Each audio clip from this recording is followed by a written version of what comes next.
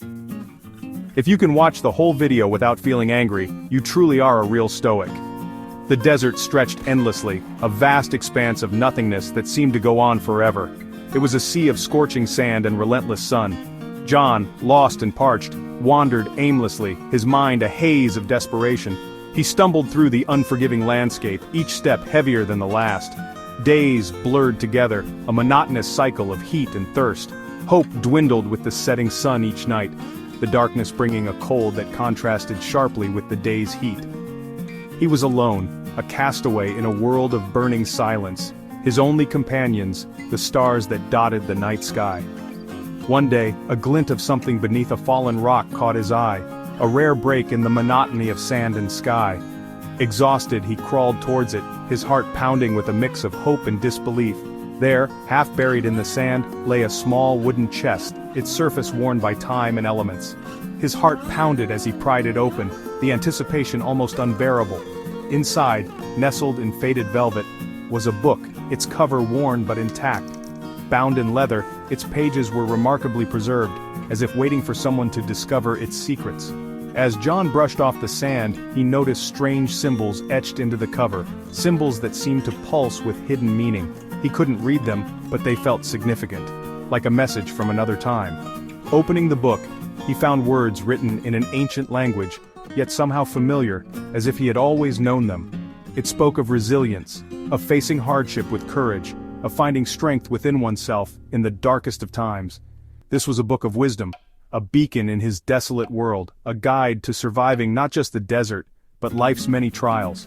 Driven by a thirst for something more than water, John clung to the book, his lifeline in the vast emptiness. He spent his days deciphering the strange language, his nights studying its teachings by the light of the moon, each word a step towards understanding. He discovered it was the lost journal of a Stoic philosopher, a forgotten voice from a distant past, offering timeless wisdom. The words resonated deep within him, igniting a spark of hope he thought long extinguished, a hope that would guide him through the desert and beyond. The Stoic philosophy, John learned, was a philosophy of action, not just contemplation. It was about accepting what you could control and taking responsibility for your actions. And letting go of what you couldn't, understanding the limits of your power. It spoke of virtue as the sole good, the highest aim one could strive for, of facing adversity with courage and reason, and not being swayed by external circumstances. It was a call to live a life of purpose, to find meaning in every action, guided by logic and virtue, making decisions based on reason and moral principles. John devoured the words, each sentence a lifeline, a beacon in his darkest hours. He practiced the exercises, training his mind to focus on the present, to accept his situation with grace.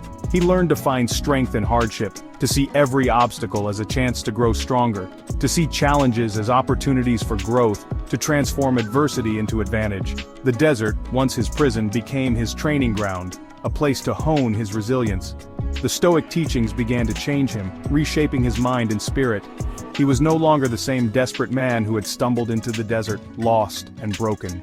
He carried himself with newfound purpose, a sense of direction that was unshakable. His eyes, once clouded with despair, now burned with determination, a fire that could not be extinguished. He was ready to face his fears, to confront the unknown with bravery, to conquer the challenges that lay ahead, armed with the wisdom of the ancients. His journey out of the desert was arduous. He faced scorching days and freezing nights, his body pushed to its limits. But John persevered, driven by an inner strength he didn't know he possessed. He used the Stoic principles like a compass, guiding him through the harshest terrains and the most challenging moments. When the path seemed impossible, he remembered the teachings of the Stoics. When thirst gnawed at his insides, he reminded himself, there is no good or bad, only perception. He found solace in these words, understanding that his mind held the power to shape his reality. When exhaustion threatened to overwhelm him, he repeated the words of Epictetus, "Do not seek for things to happen as you wish, but wish for things to happen as they do, and you will go on well." Accepting his circumstances, he found a new strength within, and you will go on well. John's journey was not just a physical one, but a spiritual and mental transformation. Each step he took was a step towards enlightenment. With each challenge he overcame, he grew stronger, more resilient. He learned to control his emotions, to find peace amidst chaos. The desert, once his tormentor, had become his teacher. It taught him patience, endurance, and the true meaning of strength. He learned to control his emotions, to find peace amidst chaos. The desert, once his tormentor, had become his teacher.